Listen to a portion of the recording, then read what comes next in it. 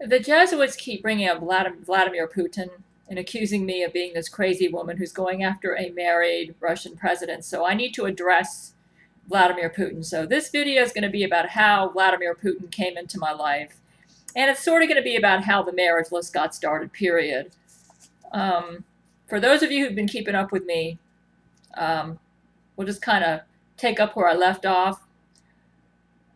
Back in 1998, when I was kind of disgusted with Brent Spiner because I found out about Laurie McBride, and I thought he was a coward. I knew he didn't love her, but I didn't understand why he wouldn't get rid of her. And I figured I knew Paramount Studios was in on it, and that Brent was worried possibly about losing his job or something. I figured that out because Brent wasn't telling me why he had Laurie McBride.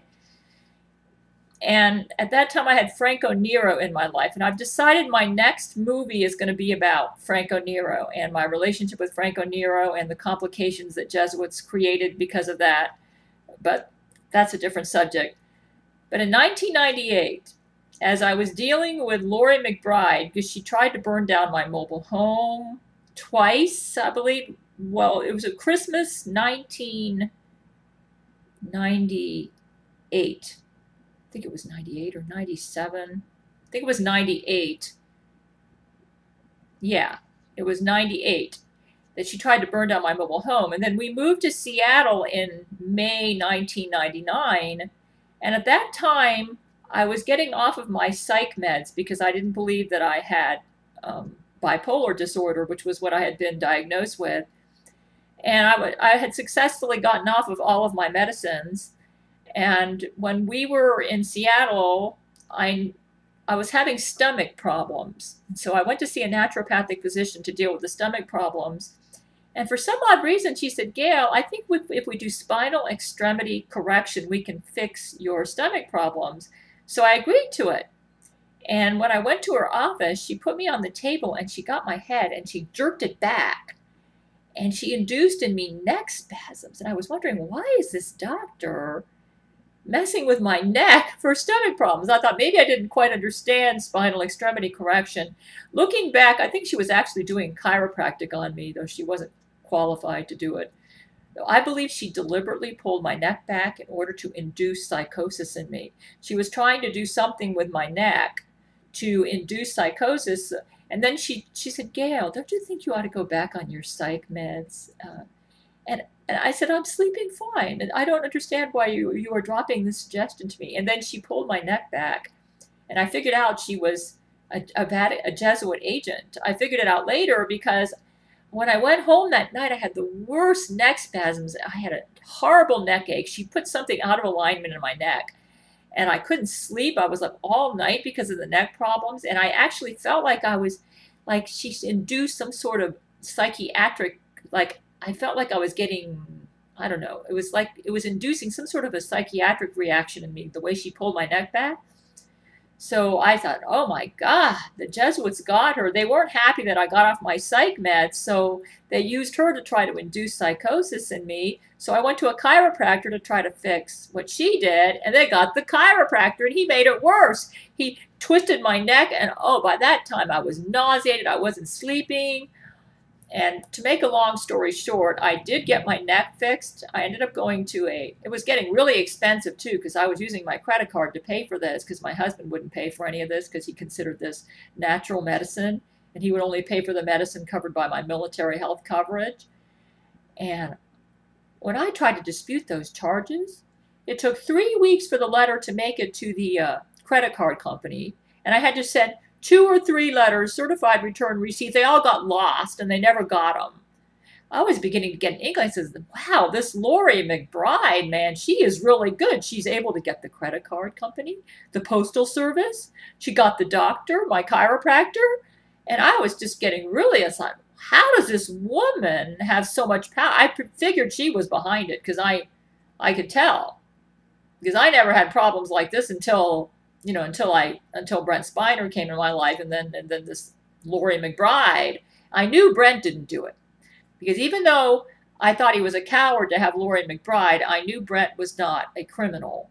So, and I figured that this woman was some sort of a criminal, though I had no idea how much of a criminal she was because Brent wasn't telling me about her. And at that time, Brent and I were communicating through a wiretap that he had on my telephone. And he got the wiretap because in January 1994, after my husband wrote a nasty letter to Paramount threatening to give Brent bad exposure, I got a restraining order type of letter from a Paramount woman attorney who claimed to represent Brent Spiner. And she said nobody in my family could write or communicate with Paramount anymore. And I never did. And I was really upset about that letter. And I spent 3 hours in prayer before God Almighty and asked him to forgive me for communicating with a Hollywood actor who called me up on the phone and made love to me, but didn't have the courage to be true to his heart. That's how I felt back then. And I prayed for 3 hours, and then 12 hours later, the Northridge earthquake hit Hollywood. So I was really stunned by that because I didn't feel like, that I was right enough with God to have that happen. I felt like an adulterous woman for being married and encouraging this guy who made love to me on the phone and now had I didn't know about the girlfriend until 96. Anyways, that's how Brent got on the phone. See, that's restraining order did not come from Brent Spiner. This woman who claimed to represent Brent Spiner was actually a Jesuit attorney who wrote the letter claiming to represent Brent, but he didn't sign the letter and he didn't write the letter. It was all a Jesuit plot. But anyways, that's how he got on my line. Because now Brent realized I couldn't write him anymore. And the way he worked around that is he wiretapped my phone. And I could tell because when I picked up the phone, I'd hear noises like, and I'd never heard those noises before. So I thought, oh, Brent is clever. In fact, I thought he arranged the whole restraining order just so he could get on my phone so that I wouldn't get in trouble when I talked to him, so I wouldn't get in trouble with my husband because my husband was threatening me divorce for communicating with Brent. So anyways, Brent and I were communicating on the bugs. Okay, so here we are in 1998. Brent had wiretapped my phone, and I was talking to him through the bug. He said, how do you talk to him through the bugs? Oh, it was really easy. I found if I dialed my own number, I got a blank on the phone, and I could just talk on and on for hours in the blank, and I knew Brent was listening on the other end. I could tell. And he actually put Frank O'Neill on the bugs. He put one of my doctors on the bugs. So how'd you figure this out? I just figured it out by observing my world around me and how people were reacting. I could tell. So I was telling Brent on the bugs, I said, Brent, all of these doctors your Lori McBride got my chiropractor. She got my naturopath. I can't mail complaints about them to the credit card companies to dispute the charges. It takes 3 weeks and then all the letters get lost. I said, man, this girlfriend of yours is good. And I just couldn't believe it. I thought, and then what really stumped me was in December 99, I went in for my annual mammogram, and the doctor called me to this dark office. He looked really spooky. He said, Gail, I just need to tell you that you have calcium deposits on your right breast, and we need to go in and do a biopsy. He says, I don't mean to scare you, but we need to go in and do a biopsy just to make sure that it's not breast cancer. Well, at this point, I'd already been contaminated. I mean, I'd already had a bad experience with 2 doctors already, so wasn't sure I could trust this one. And I was afraid he was going to do something to me in that operating room. So I said, does it have to be general anesthesia? Can you do local anesthesia? He says, oh, it has to be general, and we need to do this right away, like within 2 days. Well, that made me really suspicious. You got to remember, I just had my neck injured by some criminal Jesuit. Well, I didn't realize it was Jesuit. I thought they were criminal Lori McBride doctors. So I said, I don't know. I have to think about this. I mean, they can't make you do a biopsy for cancer, you see. And I was more scared of Lori McBride at this point in my life because she'd already tried to burn my mobile home down. And she already got several doctors. So and she got the credit card companies because I wrote them letters and, everything. I was getting the runaround everywhere. And I was now in Seattle, and I had just been ripped off by 2 criminal doctors who made me sick and tried to induce psychosis in me by doing something to my neck. So I said, I got to think about this. Well, I went home and prayed, and I said, I said, God, I just feel so overwhelmed by this woman. I mean, she almost burned my home down. I was in crutches and I had 9 stitches in my left knee when she tried to burn down my mobile home. It was like the whole thing was planned in advance. And if my son wasn't there to put out the fires, I may not be alive talking to you right now. So this is what I had just gone through. I was in crutches and stitches when my mobile home was about to catch on fire, and I knew Brent Spiner wouldn't do this. So I went to God in prayer, said, God, and I heard this still small voice in my head say, your enemy is the Roman Catholic Church. Lori McBride is a Vatican agent, and I believe that was the voice of Jesus Christ. Well, I got on my wiretap phone at 2 in the morning, and I said, Brent, that girlfriend of yours is a Vatican agent. That's the reason we haven't been able to stop her. That's the reason that even though you've allowed her to live in your house, and he did allow her to live in the house, though Brent tells me he was wearing a football helmet when he'd go down the stairs because she'd try to hit him with fry pans on the way down. And after I dumped Brent as a lover for Franco Nero, Brent allowed Lori to live in his house, probably to babysit her, just to keep her out of trouble. And it didn't work because, you know, we didn't know it, but she's a Jesuit. So she was part of a massive conspiracy, and she was just a pawn in the whole conspiracy. And I said, the reason you can't control your girlfriend, even though you let her live in your house, is because she's a Vatican agent. And I cried for 3 hours. And I reinstated Brent Spiner. And I told Franco, I said, Franco, I'm so sorry that I might have wasted your time like this, but I've been wrong to Brent. I have been too hard on him. I didn't realize that his girlfriend was a Vatican agent. And I realize now that he's loved me the whole time, and he's put up with this girlfriend as he's trying to protect me. And that's why he's had her. And so I reinstated Brent Spiner when I figured out Lori was a Vatican agent. Well, after that, all hell broke loose. I got a call from that clinic, said, we need to take you in for a biopsy right away. I said, no. I said, I don't want general anesthesia. I said, I'm gonna get a second opinion. That's what I told them. I didn't trust doctors at this point, not after what I'd been through. And then what was really strange is that in January of 2000, I asked Brent to expose his girlfriend as a Vatican agent on the Los Angeles news. Well, the next day, an Alaska Airlines jet crashed head down right off of Port Hueneme, California, and I figured out that the Jesuits did that to eclipse any news coverage about Lori McBride in the LA News. Apparently, Brent was trying to do that. And I began to get an inkling of this monster organization I was dealing with. I reread all of Jack Chick's stuff on smoke screens and his stuff on Alberto Rivera, the ex-Jesuit preacher. Says, oh boy, that was the Lord who spoke to me in December 99. This Lori McBride really is a Vatican agent. And then in January, it was like everything got contaminated. I would go to the stores. I'd go to the commissary and buy carrots, and I'd eat them and get sick. And it was awful. And they started getting my prescription drugs. I wasn't imagining things. Like I would take the prescription drugs, and I would get a reaction that wasn't your atypical reaction for the drug. That was totally off-the-wall reaction. And it was like, I would be fine, then I'd take a prescription drug and catch the flu. It was like, oh. And I believe it's very possible that while they were going on a rampage, contaminating my prescription drugs, the naturopathic supplements that I bought at the store, or my foods, that may have been when they put the very resistant yeast organism into my body. They may have done it with one of the contaminations, because I have a very resistant yeast infection right now and I've been to doctors and everything, and nobody's been able to get rid of this. And I've concluded that only Jesus Christ himself can cure me of this yeast. It's very resilient. Nothing works. Nystatin doesn't work. Deflucan doesn't work. Nothing works. It's like the yeast likes these medicines. Nothing works.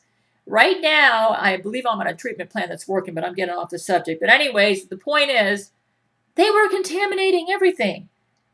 And I was beginning to get an inkling of this monster organization that was in my life. And Brent tried several times to get money to me, too, after I offered to marry him. I could tell he wanted to marry me. But the Jesuits blocked everything. I think he even used Cairo News in Seattle. They had a contest, and I think he was trying to use that to funnel like $1 million to me. And that didn't work. I was observing Brent. I'm a very smart woman, and I was observing him, and I could tell that he was responding to my offer to marry him, and he was trying to make it safe for he and I to get together. The Jesuits didn't miss a beat, man. They were thorough. Everything he tried to do, they blocked it. It was like bang, bang, bang, and they were fast too. Nothing. He tried to get money to me. They blocked it. He did succeed in helping me with chiropractic expenses because of the neck damage. The chiropractor that I went to in Seattle, he was in Mukilteo. He was very close to me, and I got a really good deal with him where I could see him an unlimited amount of times every month. And I believe that Brent contacted that chiropractor. I was only paying like $20 a month for unlimited visits. It was too good a deal to have just been. I really believe Brent helped the chiropractor out. What I think he did is he got together with the chiropractor, says, there's a woman in my life that I really love, and I'm going to give you like financial support if you'll help her, and just give her a really good deal and fix her neck, because that chiropractor is the one who fixed my neck. And so Brent was able to help me a little bit, but he could never give me a substantial amount of help, any amount of help that would make it look like he was the main man in my life. The Jesuits blocked it.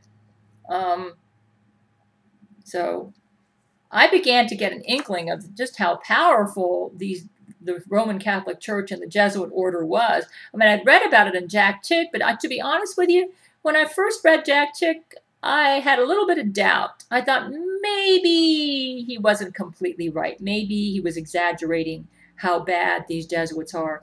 But after what I'd been through with Laurie McBride in 1999, I said, Jack, if anything, Jack Chick isn't exaggerating. He's understating how powerful they are. And I started reading books like Avro Manhattan's The Vatican Billions, which explain how they are the richest organization in the world. And I look around me at how well they were blocking this Hollywood millionaire celebrity from coming to me. I thought, my God, here I have this millionaire celebrity. I think at that time Brett was a millionaire. I'm not sure. He doesn't have as much money as people think he does. And they were blocking him. I thought, man, this organization's incredibly powerful. And I was getting really discouraged that he would actually be able to marry me. I knew he wanted to, but Laurie McBride and her Jesuit buddies and this organization she belonged to was just too powerful, too smart, and everything we did. And she started increasing her online presence too. Like one thing that I noticed, Brent's a joker, and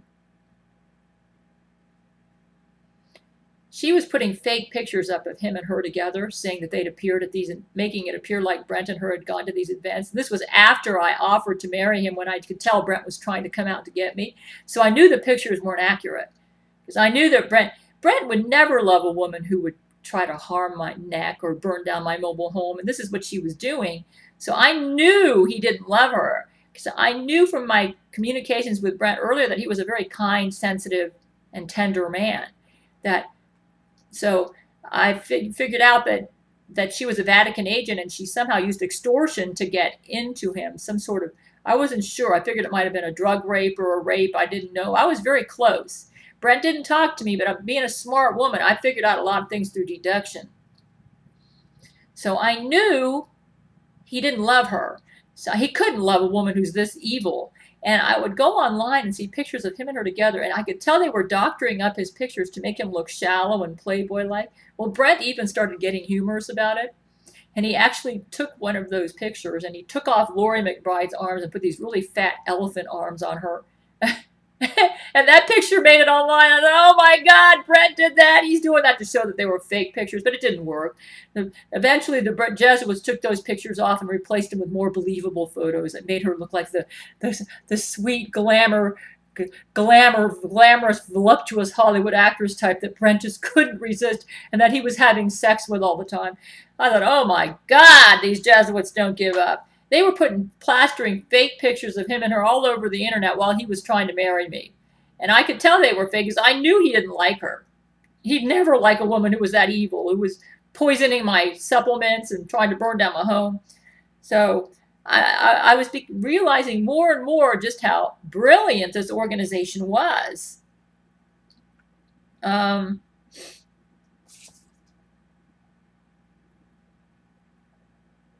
Yeah, they would doctor all the photos up. One place where they've taken all these photos up, and in December 1996, I used to, because Brent couldn't talk to me anymore because he had this monster in his life, and I could only talk to him through the bugs on the phone, I would go online and study the internet and try to figure out what was going on with him and Laurie McBride. And right after I figured out that she was his girlfriend, when she stole Brent's credit cards and gave herself a public birthday party. And then I read about it in the Houston Chronicle, and that's how I found out about her. That was in June 1996. Well, in December 1996, I saw photos of Brent was going to Germany and England to promote, I think it was Star Trek First Contact at that time. And Franco Nero had just come in my life. And I think Brent went over to Franco's house to bring him some videos and stuff of me because Franco was interested in me. And I looked at the pictures of him and Laurie in their Germany photos, and she had this look on her face like this. This real defiant look, like right next to Brent, like she looked like this. And Brent was looking at her like, he was looking at her like she was a viper, like. And I thought something happened when Brent and Laurie went to England, because Franco had a home in London. And I concluded that that Laurie tried to seduce Franco Nero. And right after that, that's when Brent allowed her to live in his house, because I would read up and they would comment about how they would see Laurie going into his house. You know, I was keeping up with him online. And I thought, why in the world would Brent Spiner let this viper into his house when she just tried to seduce Franco Nero? And the only thing I could conclude was he was a coward. Well, anyways, I figured it out later on that she was a Vatican agent. But I'm just telling you, those pictures are all gone. They took them all off. But they were there for about a year. What was really funny is one picture, Laurie had a V-neck that went right down to her belly button. And it's funny how the V-neck got gradually higher and higher every month. So that by the time it was 1997, she looked fairly respectable. She didn't look like a whore or an evil seductress anymore. And then now those photos are completely gone. The Jesuits are clever. But I remember those photos. And she was wearing purple lipstick, and she was dressed to seduce. She obviously wanted to go with Brent to England so she could get Franco Nero, because she was a Jesuit, and I was not allowed to have Franco Nero either. They were worried about me, not just about Brent Spiner. So I'm just telling you, this is what I'd figured out all this stuff by 1999. Okay. So I was getting really, really discouraged because I thought these people are good and they're relentless and fanatical and they don't give up. I was thinking back to that incident with Franco Nero, and all the fake photos were plastered all over the internet of him and Laurie, and they were all fake. Because I know Brent's personality. They actually changed his facial expressions to make him look shallow and playboyish. But the real Brent is in his music. If you want to know what the real Brent Spiner is like, listen to his singing. Because that's one area where the Jesuits haven't been able to fake him. Though they'd do it if they could, but they haven't been able to. And I am a firm believer that if you want to know what a person's really like deep inside, listen to them sing. You'll hear the real soul right there. I really believe singing reveals who the person is. The Jesuits can doctor up photographs, and I imagine that they're going to come up with a way to doctor up singing now that I've said this. But so far, all of Brent's singing is the real Brent Spiner. So if you want to know what the real Brent Spiner is like, listen to his music. And it's a sharp contrast to this woman he hangs around with, who's a shallow Hollywood glitter girl type, which when you listen to Brent's music, you can tell that's not his taste. He's a rather private person. He's not really into all this Hollywood glamour junk. So anyways, I'm going to get back on the subject here. The point is, I was getting really discouraged that Brent would marry me. I offered him my hand in marriage in December '99. And it was like one blockade after another. They even created climates in Hollywood to discourage, and that's when the Robert Blake murder trials were coming out. I believe that was connected to me and Brent. They were doing this to discourage Brent from coming to me. This Italian Beretta star, they accused him of murdering his wife. And I thought, that's, The Jesuits have actually created a whole climate in Hollywood to create the impression that all Hollywood stars are shallow sex maniacs that don't show sexual responsibility in their love life, so that if Brent dares to show up and try to get me, then they're going to try to kill me and make it look like Brent did it. Brent could figure out they were doing this so he wouldn't come get me, because he didn't want to get framed with my murder.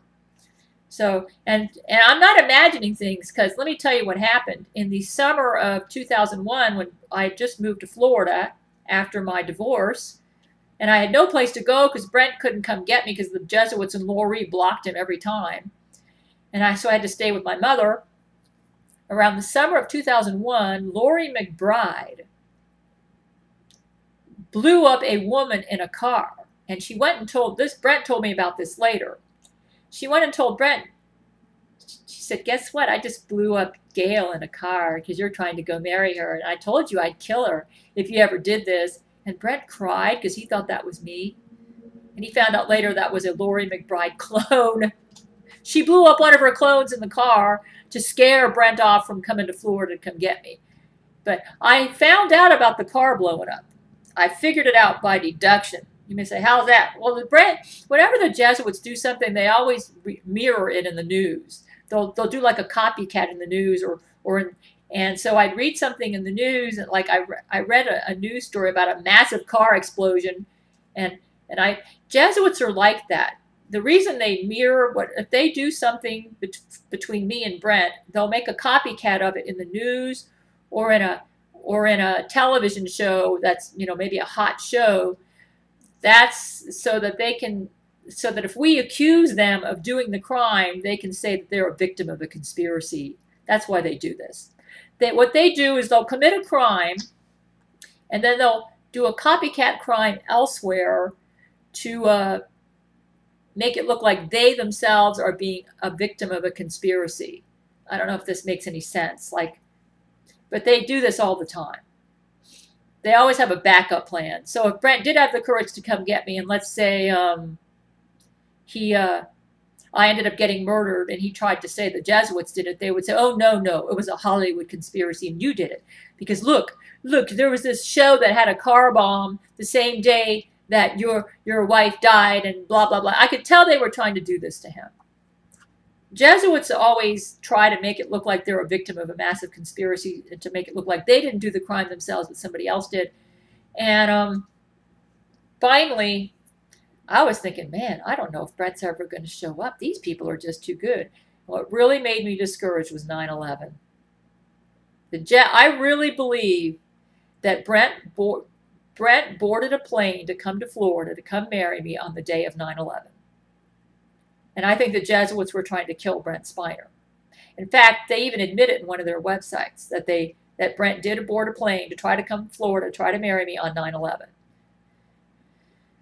I found out about 9/11 as I had just gotten a job, and I had to report for the urine test at the doctor's office. And on my way to the doctor's office, there was an eerie air all around me, and I could tell something major happened. I remember seeing this water hydrant with water just spewing up 20 feet in the air when I drove by. Like I said, whenever Jesuits do something major, they create copycat incidents all around me to make it look like another conspiracy besides them orchestrated what they did. They do this all the time. Went to the doctor's office, and everybody was just glued to the radio, and I found out that 9/11 had happened. I was so angry. I didn't watch the news any that day. I said, oh, these Jesuits, I bet they're gloating over this one. The Jesuits and the Muslim terrorists are like this. There's definitely a connection between the Jesuits and the Muslim terrorists. The Muslim terrorists and the Jesuits work hand in hand, and I think they've signed some sort of a deal where if the Muslim terrorists succeed in causing anarchy in a country and civil war, so that so that they create a climate in the country that makes it easy for the Jesuits to take over, that the Jesuits will reward the Muslim terrorists for their good deeds. I really believe a lot of Muslim terrorists are Jesuits in disguise. So anyways, after 9/11, I said, you know what? Brent's never going to marry me, not after this. I was really discouraged. I was so angry. I was so angry. I just came to the conclusion after 9/11 that Brent would never marry me, even though I knew he wanted to. I said, that's going to scare him for life. And I thought, you know what? Me and Brent, we got to fight these Jesuits, because if not, they're going to kill us. Now, after 9/11, I could tell that that's what they wanted to do. So I got on the bugs and I said, Brent, you need to talk to President Bush. Tell President Bush. I was starting around 99. I became a very avid news watcher, because I noticed there was a connection between what was happening in the news and what was happening with me and Brent. So I could tell from watching the news that it looked to me like the Jesuits were going to try to implicate Russia or China in 9/11, or they were going to try to use 9/11 as an excuse to start a war between the U.S. and Russia or China. So I said, Brent, I know you're communicating with President Bush. I said, can you please let President Bush know this? Tell President Bush that to warn the Russian leader and the Chinese leader to watch out for their life, because I'm very afraid that the Jesuits may use 9/11 as an excuse to murder or assassinate the Russian or Chinese leader, and then use that to start a war between the United States and China to distract away from them and make it look like, you know, Russia or China did 9/11. And I could tell that President Bush got my message and he acted on it. Well, the next day in the newspaper, I saw a picture of Vladimir Putin. And he looked like he was flirting with me. He had this, it was very handsome face. You can see the picture. Oh, I don't have it. You can see the picture on at my website on the writings page, where I talk about him. He looked so handsome. And it was really funny. It was love at first sight. I saw Vladimir's picture there, and I thought, I had no idea the Russian president is so handsome. And I fell in love with him for his picture. You say, well, what happened to Brent? It's not that I didn't fall out of love with Brent. Let's just say I added Vladimir Putin in. I came to the conclusion that Brent was never going to marry me. So I just decided to test him out. And I figured, you know what? I noticed that Brent always puts people on my bugs. I knew President Bush was on my bugs. And so I figured he probably added Vladimir Putin and the Chinese leader onto my bugs too. So I said, I'm going to marry the Russian president. I presumed that Vladimir was on my bugs and listening to me. Well, right after I said that, all of a sudden I would read the newspaper and the Russian president decided he was going to make a pioneer visit to the United States. I thought, oh my goodness, he is on my bugs. And all of a sudden, President Bush and Vladimir Putin were all going to schedule all sorts of meetings together. And that's how Vladimir Putin came into my life.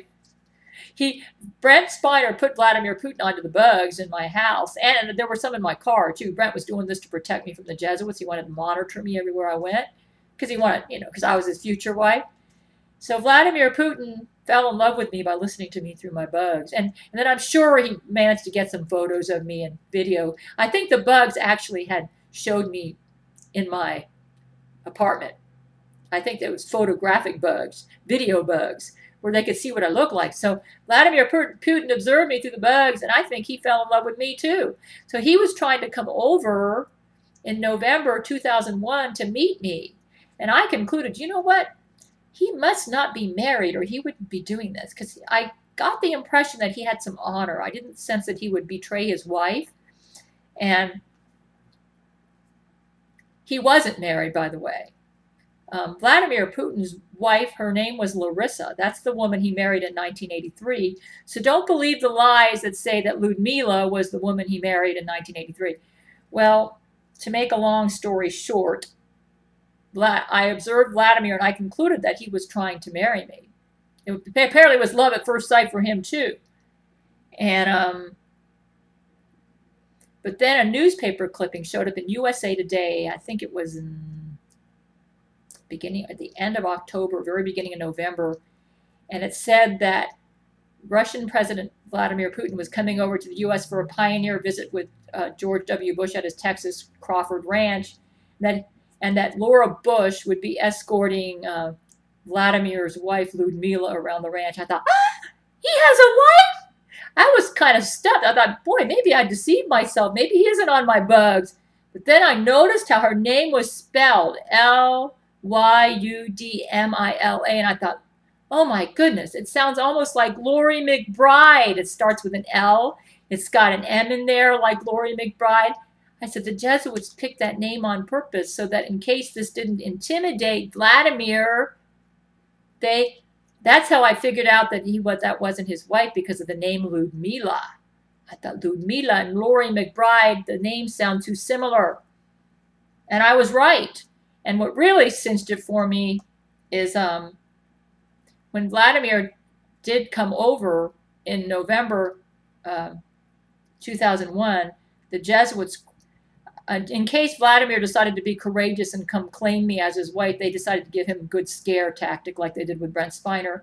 They crashed a jet that took off from Queens, and just about everybody died on that jet. And that was like 24 hours before Vladimir's plane was to land at Washington, D.C. to meet President Bush. I thought, oh my God, here we go again. I said, Ludmila is Vladimir Putin's Lori McBride, and now they're going to start crashing jets again like they did the Alaska Airlines jet with me and Brent. Now they're going to do it with, and I thought, oh my God, man, here we go again. I thought, oh no. So, well, maybe Vladimir will be brave and he won't. Well, to make a long story short, Vladimir hasn't been much braver than Brent Spiner. In fact, anyways. Folks, that's how Vladimir came in my life. But what happened with me and Vladimir is I really did fall in love with him, and he fell in love with me. And starting from 9/11 onwards, he and I developed a relationship through the bugs in my room. He could see what I look like, and he could hear me talk, but he wasn't able to talk back to me until 2003, when Vladimir discovered brain-to-brain communications. But I would try to mail him letters, though I don't know if he got them. I think most of our communication was through the bugs. So, but I could tell he was listening. I could tell when I watched the news, because he would kind of react in the news, so I could tell. But mostly he was listening to me, and I was trying to find ways to get to him, and he was trying to come to me. And every time, just like the Jesuits did with Brent Spiner, they blocked it every time. And they started really pushing that Ludmila was his wife in the news. And I figured out that President Bush was not our friend. Because after a while, around 2002, I said, Vladimir Putin, I think you're too buddy with President Bush. And I can tell that President Bush does not support my love for you or yours for me, and that he's behind this Ludmila junk you're doing. I figured that out, and I was right. Because let me tell you what happened. The reason Vladimir Putin had Ludmila is because right after 9/11, when Vladimir Putin fell in love with me and he wanted to marry me, the Jesuits scared President Bush. I think the Jesuits threatened to harm President Bush's wife, Laura Bush, if Vladimir wouldn't play the Ludmila game and so I think President Bush laid down the law with Vladimir Putin. He said, Vladimir, I don't want my wife, Laura Bush, to be harmed by the Jesuits, because they already put her name in USA Today in association with your wife. He says, I realize you're a widower and that your wife died in 2000, but you're going to play this game or else I'm going to declare war on Russia. And I think that's what President Bush told Vladimir Putin. And President Bush said, I want you to legally marry Ludmila Putin and make her your wife, or else Russia and the United States are going to be at war. And I think President Bush lied to Vladimir and said this, because I could tell, because Vladimir and President Bush actually seemed to kind of get along. So I was kind of confused about Bush, but I think he kind of lied to Vladimir and led him on. I think this is what he did. He said, Vladimir, I tell you what, I want you to legally marry Ludmila so that we can pacify the Jesuits, and then I'll see if we can work around this and find a way for you to be with that woman you love. And I think he told Vladimir this, and Vladimir believed him. But as the years went on, Vladimir figured out that President Bush was just leading him on and that he wasn't really trying to help Vladimir marry me. And then by the time 2004, 2005 rolled around, and then 2006, I got really discouraged about Vladimir. And I thought, you know what? Vladimir's not going to come marry me either. The Jesuits have already got it entrenched in the, and then they brought up the Alina Kabaeva junk, which was one of their agents, by the way, to cement even more in the public mind that that Vladimir Putin was married to Ludmila. And I thought, oh my God, the whole world thinks that that's the woman he married in 1983. And I knew he'd never gone to bed with her. He just played this game because he thought that's how he could get me without having a war with the United States. So I dropped him as a lover. And I said, Vladimir, I just told Vladimir through the bugs, Vladimir, I'm going to reinstate Brent Spiner because you're not any braver than Brent is. And I just went back to Brent in 2006, February 2006. And right after that, Brent made Dreamland. You can see connections between my life story and actions taken by my men. And I kind of shoved Vladimir off to the side, and Brent Spiner became my brain-to-brain lover. Vladimir's the one who introduced me to brain-to-brain loving, but then I started using it with other men, with Brent Spiner next. I was faithful to Vladimir, though, from 2001 to 2006. He was the main man in my heart. And even though I loved Brent, I wasn't making love to him in any manner. I was just keeping him as a friend. So poor Brent got kind of shuttled off to the side. And it wasn't that I lost my feelings for Brent. I just never thought he'd marry me. And I needed a man to marry me because I wanted to have a good husband. And I was in love with Vladimir. So anyways, but then when Vladimir didn't show up by 2006, I thought, oh my goodness, he isn't going to show up either. I said, you know, let's give Brent another chance. Well, Brent took it because he was still crazy about me. And he made Dreamland right afterwards. But poor Vladimir, about a year later, because I completely ignored him, and even though he was the almighty Russian president, he started getting depressed. He realized now that the whole world thought that Ludmila was his wife and I'd given up on him, Brent back, and he got depressed. And I figured this out when I didn't have the internet at this time, even though I had it in the 90s when I was married. When I got on the internet in, I think it was 2010, and saw Vladimir again, I thought, oh my God, when I shuttled Vladimir off to the side, he actually got depressed. In fact, I even think he made some YouTube videos. There's one out there called, it's up on my Vladimir Putin's Secret Wife page. I watched some of these videos and I thought, he did that for me to let me know that he loves me still. And that he didn't want to be shuttled off to the side.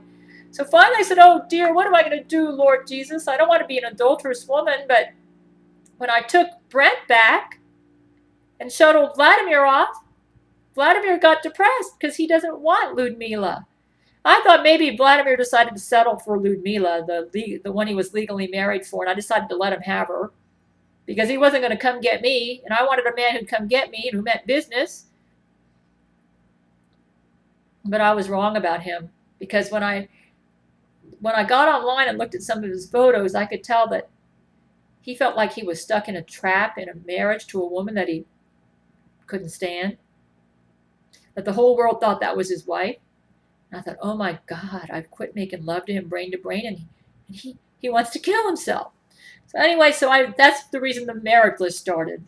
I found that once a man experienced me, they usually didn't want another woman. And if I shuttled them off and forgot about them, they got depressed. I thought, oh Lord, what am I going to do?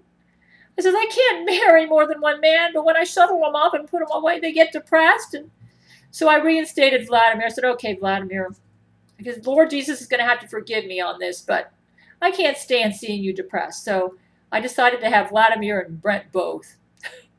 And Brent said that's cool with me, Gail, because I have a lot of respect for Vladimir because he's helping us fight the Jesuits, and we'll just work together as a team. And that's how the marriage list got started.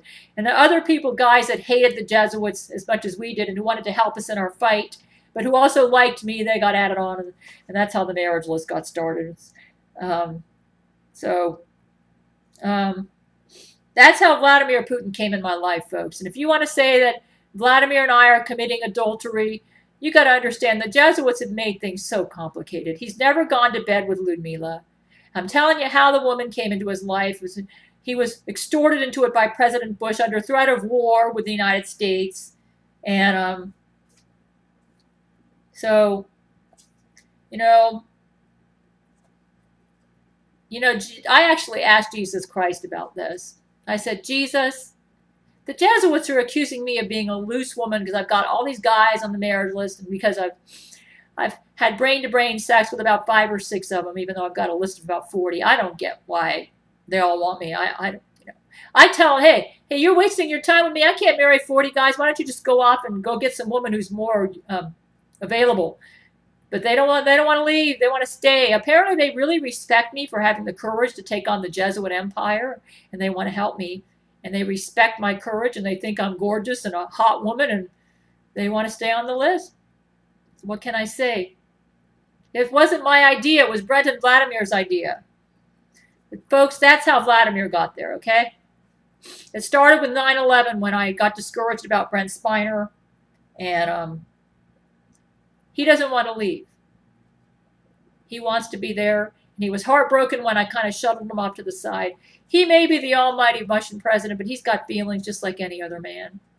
He doesn't want to be married to a man for political reasons. I mean, married to a woman for political reasons. And that's all his marriage to Ludmila was. It was a political marriage to prevent a war between Russia and the United States. And he's never gone to bed with her. And I'm just making this video to defend Vladimir Putin. My experience with Vladimir is he's a courageous, honorable man. He has a strong sex drive. He's a very passionate, virile, sensual, physical lover.